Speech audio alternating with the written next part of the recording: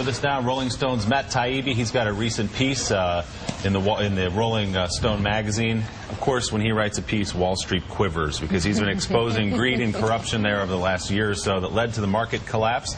In his latest piece in this week's issue of Rolling Stone, he explores what started it all, the collapse of Bear Stearns and Lehman-Brothers. Matt writes this: on Tuesday, March 11th, 2008, somebody, nobody knows who, made one of the craziest bets Wall Street has ever seen. The mystery figure spent $1.7 million on a series of options, gambling that shares in the venerable investment bank Bear Stearns would lose more than half their value in 9 days or less. It was madness, like buying 1.7 million lottery tickets, according to one financial analyst. But what's even crazier is that the bet paid. Matt, good to talk to you again. Thanks for having me on. Okay, so we laid it out there in pretty general terms. Just kind of flesh it out a little for our audience, what we're talking about here. Well, the important thing about this story is that the evidence clearly suggests that there was massive manipulation that went on in both the Bear Stearns and Lehman Brothers episodes. The options that I talk about at the beginning of the piece, where somebody bets that a major company is going to lose half its value within less than 2 weeks. That's part of it, but there was also an enormous number of undelivered shares, naked short selling of these stocks, essentially counterfeiting these stocks during these runs on these companies. And the amount is just, the evidence here is just basically incontrovertible. Clearly somebody was manipulating these stocks in a kind of bear raid, and the real problem is that nothing was really done about it then or since. I asked you earlier this morning, what are we talking about here? What's the underlying implication, that the government was involved in manipulating this? No, more likely this is a series of private interests, probably some hedge funds and some investment banks working in concert. The problem is we don't know. We don't know who it is.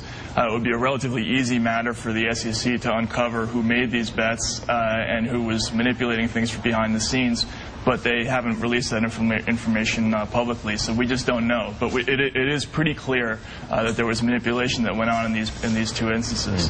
Does the C in SEC stand for clueless? I think it does. Well, clearly, I mean, I think this is one of these things where you look at the numbers and you say, this was clearly a crime in progress. And in fact, the SEC issued subpoenas that summer after Bear collapsed, trying to find out who was behind the naked short selling, both of Bear and of Lehman Brothers, and yet they allowed the collapse of Lehman Brothers to happen after that. So clearly they were aware of the problem and they just didn't do anything about it. Do they know who it was, or are they just not telling? And they do know who did it. I mean, you got, what, 1.7 million shares? I mean, these things got to be reported. There's all kinds of reporting requirements, are there not? Right. Well, they know who it is. I mean, but we don't know who it is? We don't know who it is. That's right. Yeah. Well, one of the reasons that people on Wall Street love you is that basically you spell out these things as they happen as one big game of insider trading. Right. Where everybody knows one another and things go down like that overnight and the public doesn't know.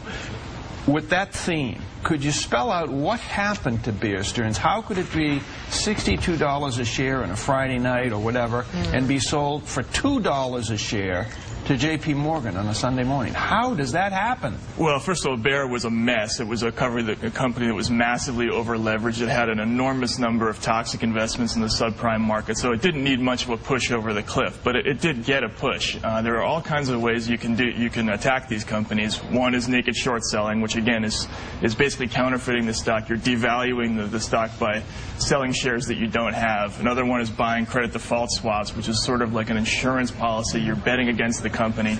And you can pull credit lines, you can spread rumors in the media. All these things are things that we saw with Bear Stearns. But the important thing in that incident was that the government helped negotiate a buyout price for J.P. Morgan Chase. So Bear was trading at 30 on Friday afternoon, and it went down to 2 on Sunday when the deal was struck. And it's true, even as we sit here right now, someone's creating new derivatives, new projects to beat the SEC again. Oh, absolutely. There's a roundtable going on right now on naked short selling, and the people who are for the strictest reforms weren't even invited. Matt-Taibbi, you're just going to have to keep coming back and stay on this. We appreciate it. Thank you very much. Great work.